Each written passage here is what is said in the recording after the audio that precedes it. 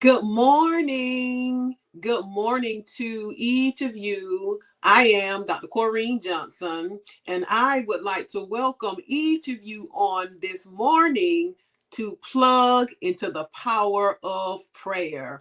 I am so excited that each of you have chosen to tune in with us on this morning. And so as you all are coming in, please go ahead on and say good morning so that I will know that you are here. And as you are saying good morning, share the video, tag the video, just like the video, but definitely share it with some other people so that they can be empowered in the word of the Lord as well. And so we thank God for those of you that are watching and tuning in from other platforms, from YouTube and TikTok. God bless you all. And we just thank God for everybody that has gathered here on this morning to be empowered to overcome spiritual fatigue. And so we honor the Lord on this morning. We thank God for purposely allowing us to be here today. And so if you're on here this morning and if you have breath, the Bible declares, let everything that has breath praise the Lord. And so we ought to be in praise and worship mode this morning because we are here, we are breathing, we are alive. And so that means that God still has great purpose for us in the earth.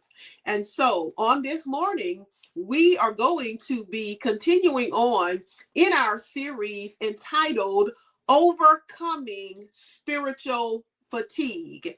And we're going to be focusing in on the shepherd becomes the host. And so all of this week, pretty much, we have been unpacking Psalms 23. And so we've talked about how the Lord is my shepherd. I didn't say our, I said my shepherd, because I want us to make it personal like David did. He declared that the Lord is my shepherd. In other words, I know the Lord for myself. And so because I know the Lord, I shall not want. And so we unpacked on yesterday morning about how I think sometimes we have the thing that our wants and our needs mixed up, right? When we say that we shall not want, it means that the desires that we have, that we bring them into a place of alignment with God's desires, and then he fulfills that want in our life because our desire aligns with his. And then we talked about how he makes us to lie down in green pastures. He leads me beside the still water. And so those still waters indicated a place of peace. It indicated a place of peace that surpasses all of our understanding. And when we can declare that the Lord is our shepherd and that he is our provision, we'll lie down in those green pastures and we will find rest and peace as he restores our soul from the trauma, from the things that we've gone through. God restores us. And so on this morning, we're going to once again be focusing in on the shepherd becomes the host, because we've gotten to the place where we talked about how God restores our soul, and then the scene suddenly changes, right? So David is no longer outdoors, but he's indoors. He's no longer a sheep in a flock, but he's a guest at a banquet table. And so his divine host, which is a shepherd, has prepared a table before him. And it is not a secret feast, but enjoyed in the presence of his enemies, because when God satisfies the soul, it cannot be hidden from the world. And so in verse 5, David switches metaphors. So David changes from comments about God to communion with God because he stayed close to the shepherd during his valley time. He never took his eyes off of the shepherd. Can I encourage you this morning? When you're in the midst of your valley experience, the word Psalms 23 gives us a prophetic promise. It says, yea, though you may be walking in the valley of the shadow of death, you don't have to fear no evil because God is going to be with you. And so, once again, during David's time in the valley, David stayed close to the shepherd. He did not take his eyes off of the shepherd, no matter what kind of outward experiences and frustrations and trials was going on around him. David kept his eyes on the shepherd. So David had experienced God in a way that ushered him towards intimacy with the Almighty Shepherd. And that's why I encourage you that when you read this Psalms, read it like it's for you. The Lord is my shepherd. That brings you into that place of intimacy, saying, I know the Lord for myself. I've been down in the shadow of the valley myself. And God he literally brought me up out of the valley. If God has ever brought you up out of something, then you have personal experience to be able to share with somebody else that when you're in that place right there, if you keep your eyes on the shepherd, keep your eyes not on your circumstances, but on the shepherd, when he brings you out of it, you'll be able to declare from an intimate place that the Lord is truly my shepherd.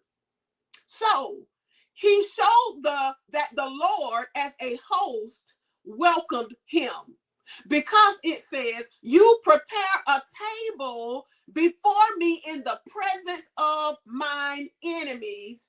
You anoint my head with oil, my cup overflows.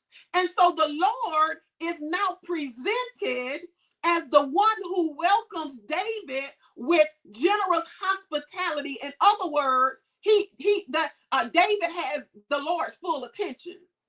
So the image is a traveling guest. Put that in your mind this morning. The image is a traveling guest arriving at a full table in the home of a wealthy friend, where he's refreshed with oil after a long, dry journey. So now here's what's really impressive. Where is this table prepared?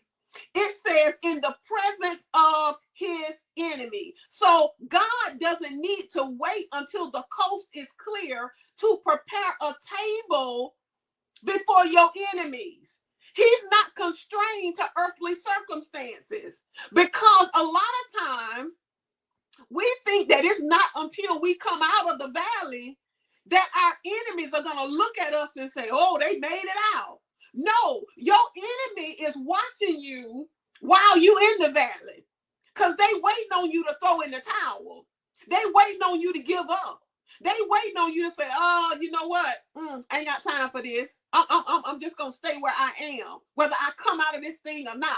Your enemies, their eyes are forever watching you. And so what God does is he prepares the table in the presence of David's enemies. He wasn't constrained to earthly circumstances. He works inside of them.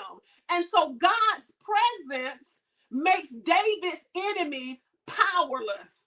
When the presence of the Lord is residing in your life, I don't care what people saying. I don't care how they talking about you. I don't care how they calling you everything but a child of God. They can set all kind of traps and schemes against you. But when you're in the presence of God, your enemies are powerless this morning. And so here's the point. When we are firmly rooted in the love of God, even though the world around us may be scary, right? But when we're in the presence of God, that is a transformed place, of a place where we can find refuge in his presence and be transformed. So we don't have to wait until the coast is clear, because God can come into the danger and create peace for you. That's what he's talking about when he says he leads you beside the still waters. Think about still waters. My husband loves the beach. That's why a lot of times y'all see us in Destin a lot, because he loves Destin. He loves to go to the beach. And so if it's warm enough, we'll go down to the beach, or either we'll sit out on our balcony and we'll just read our Bible and we just listen to the water. And it's such a calm and a peaceful place to hear, the waves, in the water. And it's just so peaceful. It's just a peaceful atmosphere.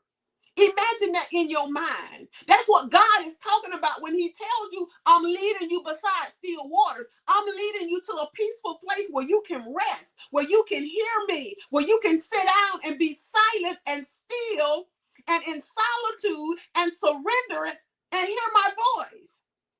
So God can come into the danger and create peace.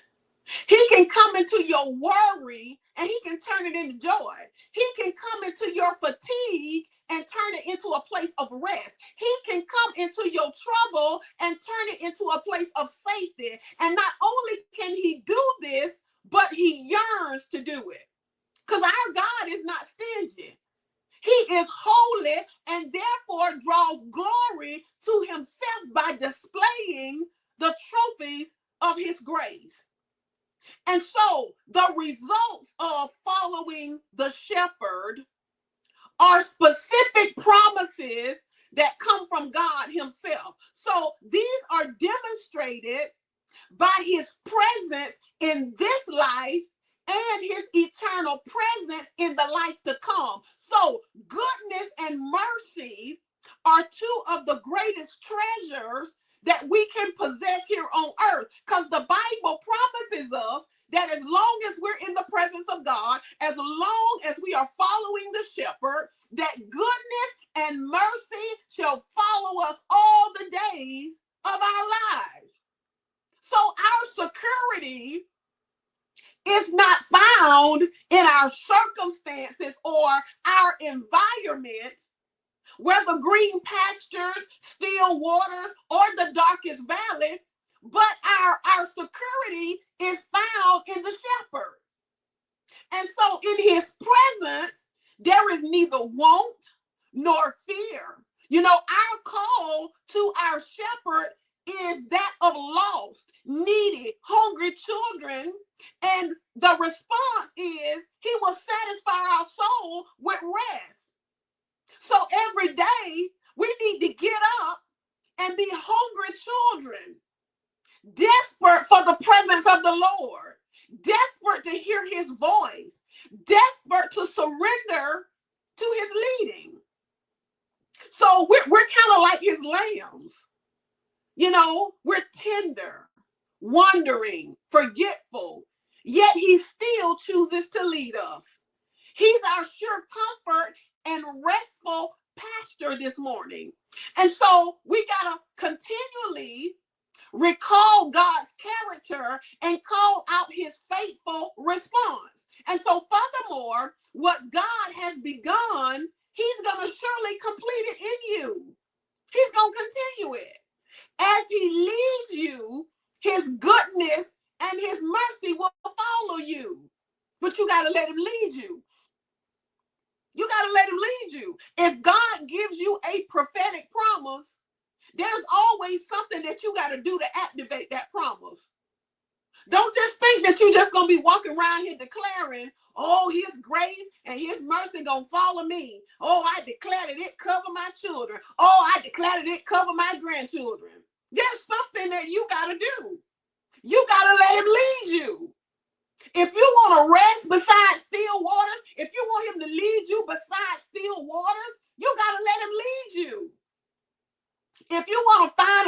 of rest, away from the hustle and the bustle of the daily routine. You got to get into the presence of God.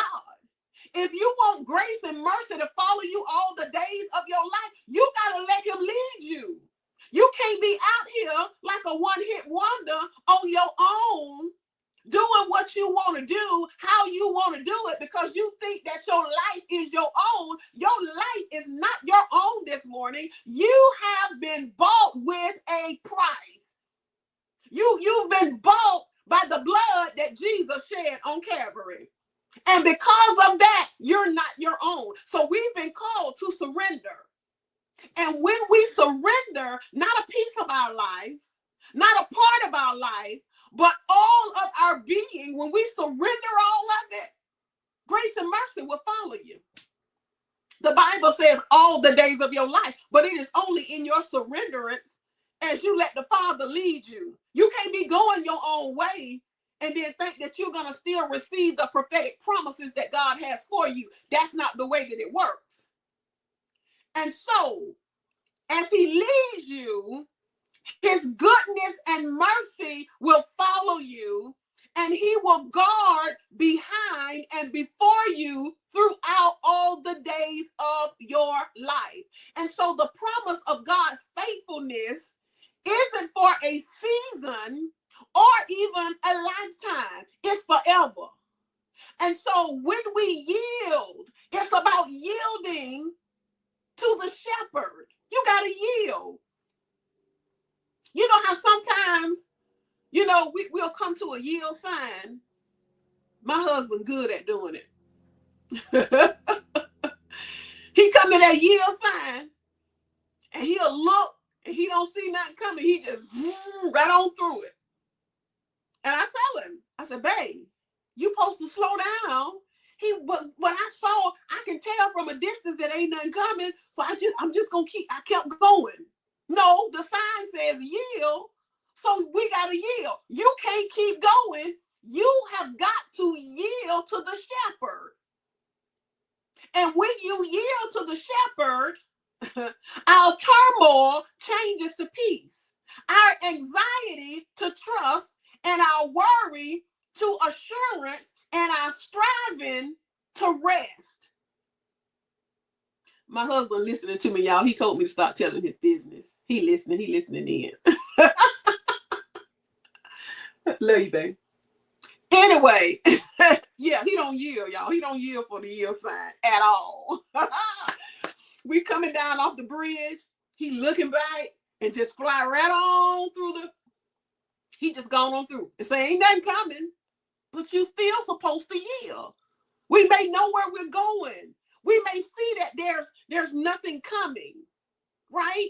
But if we yield, we can really look back and we can throw our head back and look back and see that we're safe from danger. There's really nothing coming, right? Because you know that if you don't yield, cars can come down on you real quick. The danger can set in real quick. And so we got to make sure that we yield. We got to make sure that we yield. And when we yield, once again, our turmoil changes to peace, our anxiety to trust, our worry to assurance, and our striving to rest. And his rest is going to move you forward. As long as you suffering from spiritual fatigue, you can't move forward. You can't even hear the voice of the Lord telling you what way to go when you spiritually fatigued, because your calendar is so full of stuff that God never even told you to do. Your calendar is just full from the time you get up, to the time you go to bed at night. Some of y'all doing stuff. And we don't take time to sit in silence and be still in a place of solitude so that we can surrender to what God want to do in our life, because we got our calendar, and that's what we got to go by, our calendar, all day, every day. And that's fine if you've pressed your way up and got into the presence of God and heard the voice of God so that God can fill your day with what he desires to fill your day with. But when your day is just full of busyness, and hurry. You got to hurry to do this. I got to hurry to do that. I got to hurry to do this over here. You're not going to even be able to hear the voice of God if you're not yielding and getting into that place to where you can hear him so that he can lead you. And so his rest moves us forward. Hurry keeps you in a place of moving backwards because you can't even hear God. So you in the same season. God done left that season, but you still stuck there doing the same thing because you got to follow your calendar. So his rest moves us forward, energizes the present, increases our faith, and brings restoration. So Jesus is the leader that we want to look to. He's the living shepherd to whom we need to be calling on, because he's the one that's going to restore our soul when we become weary. When we're spiritually fatigued and worn out, he's the one that we can come to and find rest for our soul. And so he'll lead us in the pathway of righteousness. Why? Because of who he is. For his name's sake. He delights in walking with us and leading us to restful places if we will allow him to. And so every day, as we close,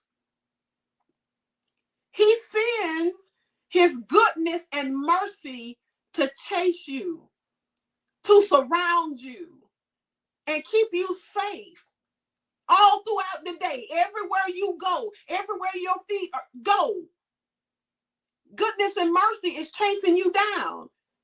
It's surrounding you. But you can't recognize it if you're busy and in a hurry. You just go through your day like, oh, I made it home from work. You got to follow him. You got to lie down and you got to drink and you got to be restored. Discover your purpose. Discover the rest that's waiting for you in the green pastures and the quiet waters, because God wants you to be in peace. He wants you to be in peace. I told you a couple of weeks ago, I told you about how I had on social media and the comments up under there was just crazy. Where this lady was telling the people on social media, oh, you need to have 7 streams of income. Yeah, have you 7 streams of income, because your job may shut down and then you got this right here, you got that right there, you got this right here, you got that over there. So you running around trying to create 7 streams of income, burning yourself out, trying to create 7 streams of income. Let me tell you, I left my job in 2020 during COVID and built a business, one business, but the Lord told me to do, and it was actually 2, but it all fits in together because it's ministry. I'm a book publisher. I do full-time ministry and I do counseling. And so in all of that, there was a period of time where, I was home from work and my husband's income was the only income, right? We didn't miss a beat.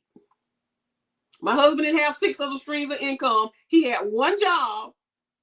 We gave our tithe faithfully. We sold faithfully, gave our offering faithfully, lived below our means as we do now. Because a lot of times we think that because we got money that we're supposed to be spending the money. No, you live below your means. And then you can live off of one income. And even now, if I don't work either one of my businesses, my husband is retired now, and we're still had missed a beat. I don't have 7 streams of income. He don't have 7 streams of income. But because the Lord is our shepherd, we shall not want. Because when we're walking in the purpose that he has ordained for us, we gonna find rest every single time. Because we're gonna store what he has given us. And if we become good stewards of what he gives us, he'll multiply it. He'll multiply it. So many of us are spiritually fatigued and we can't find no rest because we're working 100 jobs and we still can't make the ends meet. Why? Because we're not in silence. We're not sitting still in a place of solitude, surrendering to God so he can show us how to take the money from that one job. We can steward it well and still live. And don't get me wrong, I know that sometimes, I know when I was a single parent, I worked multiple jobs to make ends meet. I understand that. But now that I'm in the word of God and I know what the word says, I'm not going to want. I'm not going to want. I'm going to pray and I'm going to make sure that my desires are aligning to the desires that God has for me. And I'm going to walk in the purpose that he has for me. And when we walk in purpose, we ain't got to chase money. Money will chase us. It'll chase us. It's very rarely that I even advertise my publishing on Facebook, and I don't advertise my counseling business on Facebook because just word of mouth has people coming, and so I don't advertise because I know if I advertise it, it's really gonna be where when you're in purpose, doing what God's telling you to do, allowing him to lead you, allowing him to be your shepherd, allowing him to do what he does, you're not going to want for nothing. You're not going to want because he's going to let you lie down in green pastures. He's going to lead you beside still waters so that he can restore your soul. He's going to lead you in the path of righteousness and you'll live in the overflow. But we listen to people tell us, oh yeah, you need 7 streams, you need to work a full-time job, and you need 7 streams of income. No, you don't. Give your tithe, give your offering, sow your seed. Live below your means and stop trying to keep up with folks, and you won't be around here fatigued. You won't be fatigued. Looking in, talking about, oh, they got a new house, and then worrying your husband about getting you one. Oh, they got a new car. I don't care what nobody got. No. I'm going to get in silence.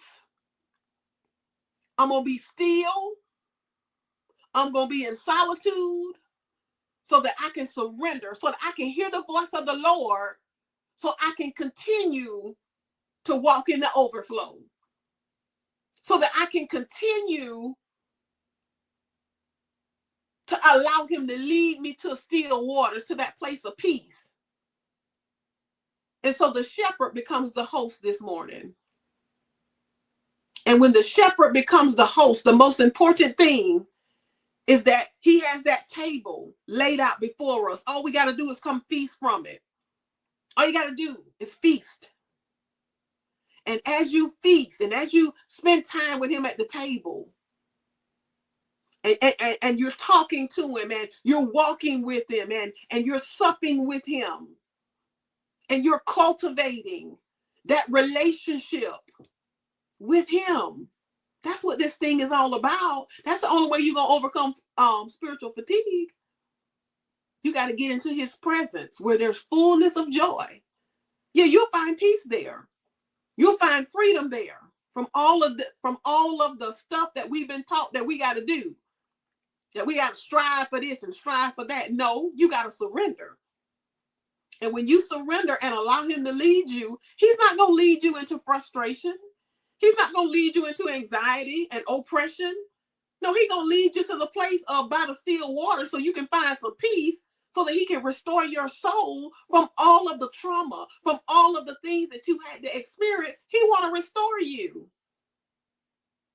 And so on this morning, as we close, I pray that the word of the Lord has truly been a blessing to your life on this morning. And if it has, share the video with somebody else.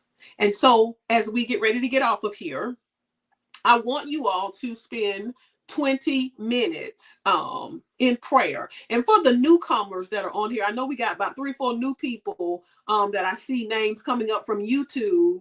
And I know this is called Plug into the Power of Prayer. So maybe y'all come on here looking for prayer. And I used to pray every day on here, but the Lord pulled me away from that. And he said, I want you to challenge the people to pray.